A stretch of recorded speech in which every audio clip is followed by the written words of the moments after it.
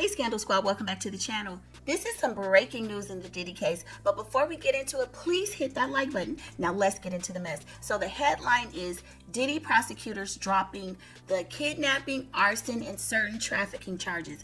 Y'all, this trial has more twists and turns than a maze, with the defense deciding not to put one single witness on the witness stand, which I told you guys about that last week. Remember, go look at my videos. I already talked about that when everybody jumped on it like a day or two ago. But anyway, this is what TMZ is reporting.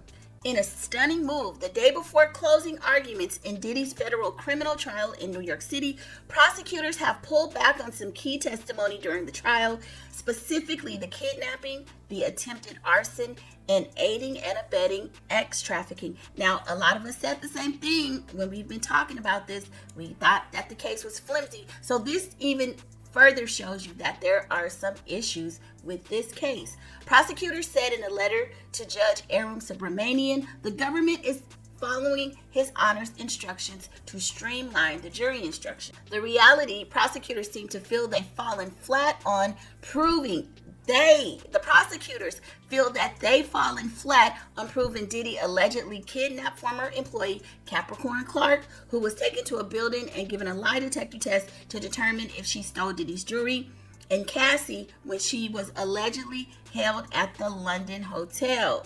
Those are big. Those are big. More surprising, prosecutors are not pursuing the attempted arson claim that Diddy blew up Kid Cudi's car in a jealous rage during the trial. Prosecutors never directly linked Diddy to the fire. Exactly, that's what we said. Both of these charges relate to the racketeering charge Diddy faces. As for aiding and abetting trafficking charges, prosecutors don't explain what elements of the trafficking charges they will 86, which means remove, from the jury instructions. Prosecutors are not dropping the various trafficking charges, only elements of them, and specifically the aiding and abetting. Prosecutors do say in their letter they want an instruction that just because women Cassie and Jane gave prior consent to actual acts, it doesn't mean it can never be withdrawn. Okay, so people are saying you might say yes one day, but once you say no, no means no.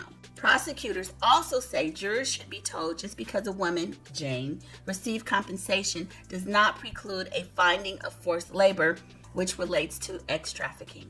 And as for trafficking, prosecutors want jurors to know neither physical restraint of the alleged victims nor commercial acts are required to prove coercion in trafficking. So that's the latest. It looks like, as the prosecutors are heading into the deliberation of the jury, that they know that there's some problems with their case, and they're kind of dialing it back a little bit. So it looks like Diddy has a few less hurdles to jump. However, it's still a lot on the table. But y'all jump in the comments and let me know your thoughts, and I'll see you on the next video. Bye.